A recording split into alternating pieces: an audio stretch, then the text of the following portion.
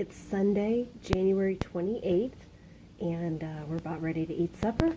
I've got baked chicken and a big pan of corn casserole.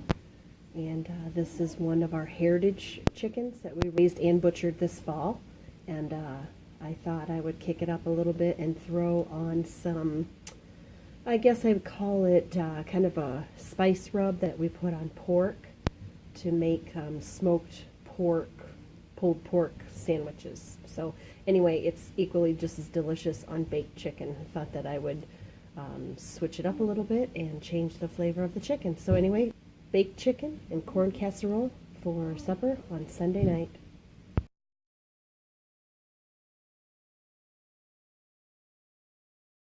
Here's our meal for Monday, January 29th. This is cheesy chicken biscuit pot pie, muffins, and home canned pears.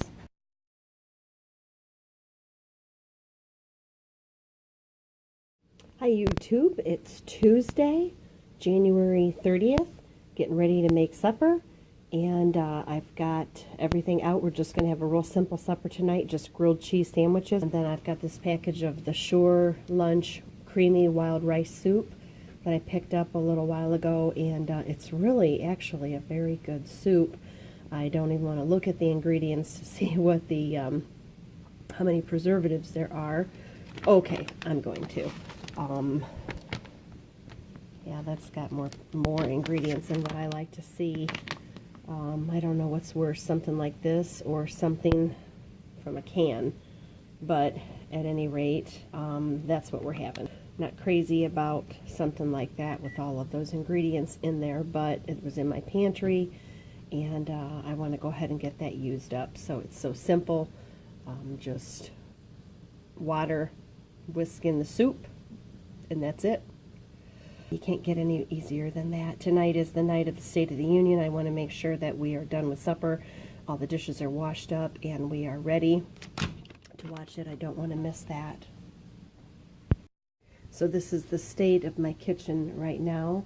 Our dishwasher broke, so I'm having to do dishes by hand, which I know, a lot of people don't have a dishwasher, but when you have a dishwasher and it goes out and you're not used to it, it's really hard to get used to adjusting your time schedule to having to wash everything by hand once again. So like I said, tonight's going to be a simple meal so I can get all the dishes caught up and get supper served, and we have time to watch the State of the Union. Hey friends, hi, it's Tony from 5 ONAFARM Ohio Homesteading. It's Wednesday, January 31st. It's the last night of the January Pantry and Freezer Challenge, and I thought I would show you what we were having for supper tonight. I'm just getting it started, home from work, and this is from my menu plan. We've got Salisbury steaks planned for supper tonight. So what I did was I pulled out some hamburger patties out of the freezer that I've had since summer, and these are some of our hamburger patties from our beef. I'm just making a just kind of a simple sauce for Salisbury steak. I'm going to just cook everything here in my Dutch oven, and then we've got some cooked carrots I pulled out of the freezer. I'm going to get those cooked up for a side dish, and then I've also got these 2 boxes of loaded baked potato, so au gratin potatoes basically. I'm going to throw those in my 10 by 15 pan, stick them in the oven, and that's our meal for the final night of the January Pantry Challenge. Okay, so I've got my oil and my chopped onions in my Dutch oven, and I am browning the hamburger patties for Salisbury steaks. Okay, so here we are. We've got our Salisbury steak sauce all made. We've got our burger patties all browned, and I diced up some fresh onions and added them in, and I'm just letting everything saute together. So all I made was just a simple gravy from the drippings in the pan. I added in some more water, a couple of bouillon cubes. I added in about 6 beef stock cubes that I had in the freezer, and a little bit, maybe about a tablespoon of cornstarch, and a little bit of salt and pepper, and just a little dash of Worcestershire. And that's it. So that's how I make Salisbury steak. After I did my inventory video showing everything that I had in my freezers and refrigerator and pantry and cupboards, someone had suggested that maybe I put together a list of all the meals that I mentioned during that video. So I thought that was a really good idea, and I went ahead and typed up everything. I went and listened to the video again and typed up everything that I had mentioned during my inventory video, and I thought I would share with you that list that I mentioned during the video, and also how many of the meals I had actually made that I had mentioned during that video. So here's my update. And the red check marks obviously are all of the meals or items that I actually served during the month of January that I had mentioned during the video. So I thought that was pretty good. I was able to be accountable and serve the meals that I had mentioned during my inventory.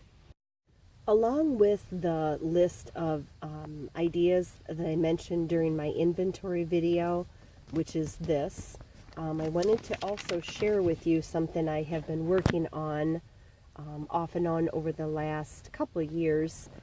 Just a list of some of the meals that I serve on a rotating basis. The main item, and then a side dish, and then maybe like a dessert or a side or a fruit or something. So these are just some of the meals that I serve regularly. I don't have a regular rotating menu that I use. It's just kind of based on my schedule and what items we currently have. I just thought that I would share this with you. Some of the meal ideas that I have written down over the years that have worked well, that I wanted to make note of it so that I could use it again. And I think this is a pretty accurate list of the different meals that I serve on a rotating basis. I would like to break away from some of these meals just because I know my family's getting kind of tired of them all the time. But it works well for me because I know exactly what to shop for. But I would like to put to good use all of my cookbooks that I have. I've got a collection of cookbooks of over 300 cookbooks, and my husband always jokingly says, I don't know why you bother having all these cookbooks because you never cook from them.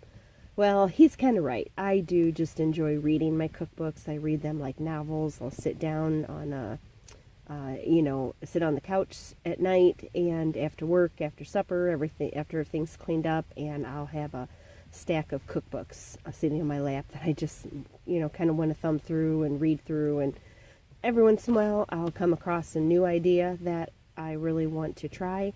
But so often I revert back to the same rotation of meals.